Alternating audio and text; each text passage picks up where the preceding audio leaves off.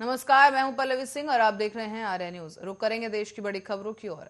देश में जानलेवा कोरोना वायरस का प्रकोप बरकरार है। हालांकि अब मामलों में गिरावट जरूर देखने को मिल रही है, लेकिन देश में पिछले 24 घंटों में कोरोना वायरस के 8,603 नए केसेस सामने आ चुके हैं।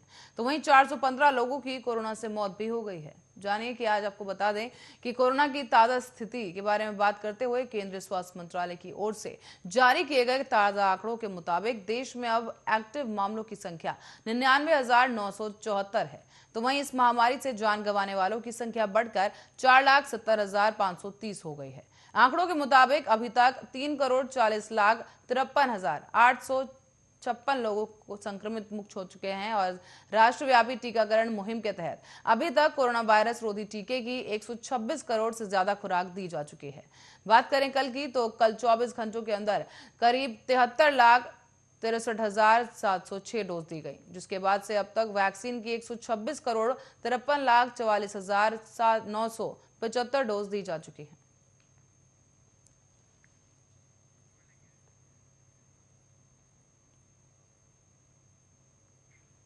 और इसी बीच विश्व स्वास्थ्य संगठन ने शुक्रवार को बताया है कि कोरोना वायरस संक्रमण का नया वेरिएंट ओमिक्रॉन दुनिया के करीब 38 देशों में फैल चुका है, लेकिन इसके कारण अभी तक किसी भी मरीज की मौत नहीं हुई है। डब्ल्यूएचओ ने कहा कि अभी भी ओमिक्रॉन से संबंधित मौतों का कोई मामला सामने नहीं आया, लेकिन अगला जो नया वेरिएंट ये है, कुछ महीनों में यूरोप के आधे से ज्यादा कोविड मामलों का कारण बन सकता है।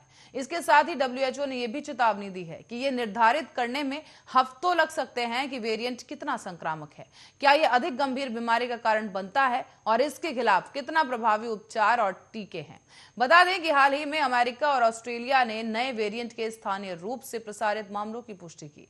तो वहीं दक्षिण अफ्रीका में इसके कारण कोविड-19 के मामलों में तेजी भी आई है। डब्ल्यूएचओ के अधिकारियों ने कहा कि ओमिक्रॉन के सामने आने के बाद भी डेल्टा स्वरूप के खिलाफ अपनाए गए उपाय इस महामारी से जंग की बुनियाद बने रहने चाहिए। साथ ही स्वीकार यह भी किया कि कुछ देशों द्वारा सीमा बंद करने के उपाय को अपनाए जाने की तैयारी के लिए समय दे सकता है।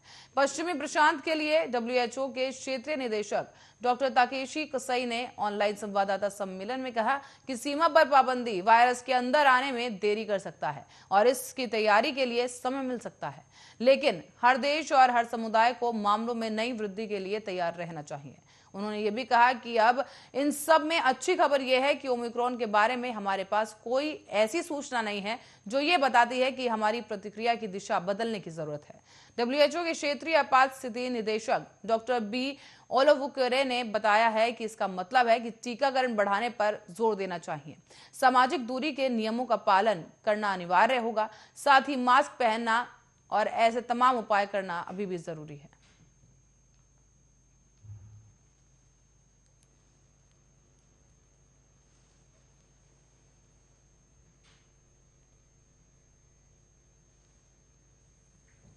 इसी कड़ी में आपको बता दें कि कोरोना वायरस के नए स्वरूप ओमिक्रॉन से संबंधित लक्षणों के अन्य स्वरूप से ज्यादा खतरनाक होने के या मौजूदा टीके या इलाज के इस पर अप्रभावी होने के संबंध में फिलहाल कोई सबूत नहीं है।